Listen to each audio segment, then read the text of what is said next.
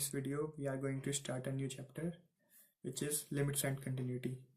In this video I am going to explain the concepts and the important formulas used in this chapter. So let's start. Whenever we asked for limits, we always check the left hand limit and the right hand limit, and if they become equal, then the limit exists. If we are asked to check the continuity, we check the left hand limit, right hand limit, and also the f of x, that is the value of the function and the value of the limit. If all the three becomes equal, then the limit is continuous.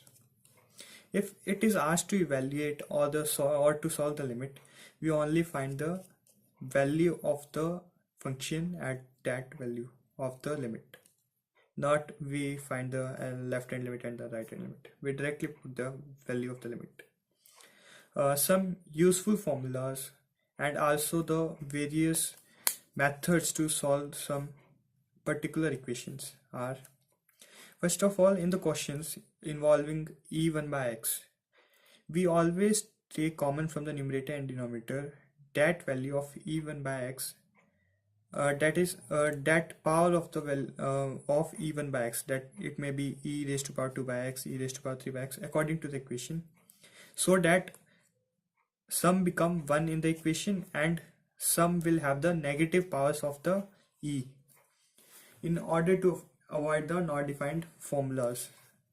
Because if the value of x is 0 in the negative power of the e, it will become e raised to power minus infinity, which is 0.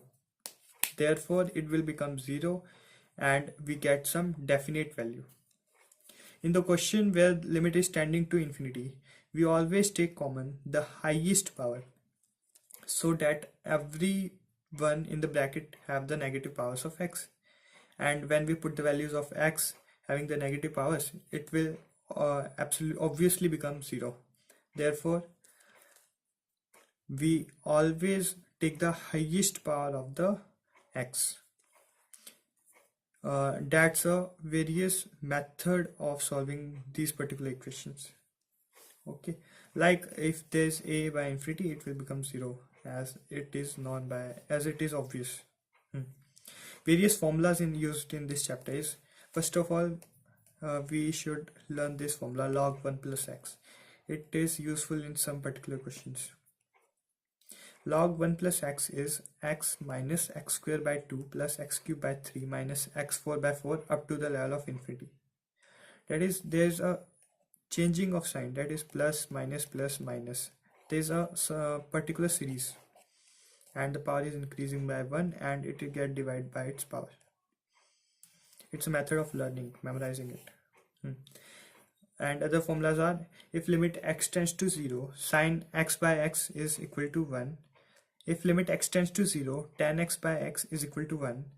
If limit x tends to 0, 1 minus cos x by x equals to 0. If limit x tends to a, x raised to power n minus a raised to power n upon x minus a, it will become n into a raised to power n minus 1. If limit x tends to 0, e raised to power x minus 1 upon x will become 1. If limit x tends to 0, a raised to power x minus 1 upon x equals to log a. This formula is derived from this formula, as it will become log e and log e is also 1. Therefore we can use n1. Now next, limit x tends to 0, sine inverse x upon x is also equal to 1. Limit x tends to 0, tan inverse x upon x is equal to 1. Limit x tends to 0, 1 plus x raised to power 1 by x becomes e. Limit x tends to infinity, 1 plus 1 by x power whole power x will become e. Limit x tends to 0, log 1 plus x upon x, it will become e1. Limit x tends to 0, 1 plus kx raised to power 1 by x will become e raised to power k. Limit x tends to minus infinity, 1 plus 1 by x raised to power x will become e. Limit x tends to a, 1 plus f of x whole power g of x will become e raised to power limit x tends to 0, f of x, g of x. This is one of the most important formula. Various formulas are interrelated, as we can see this formula is derived from this formula, and this formula and these formulas are similar except their tenderness, that here x tends to infinity and here x tends to minus infinity. These are the various formulas used in the limits and continuity, and we should learn these formulas in order to solve the limits and continuity question. Thank you for watching the video. Thank you.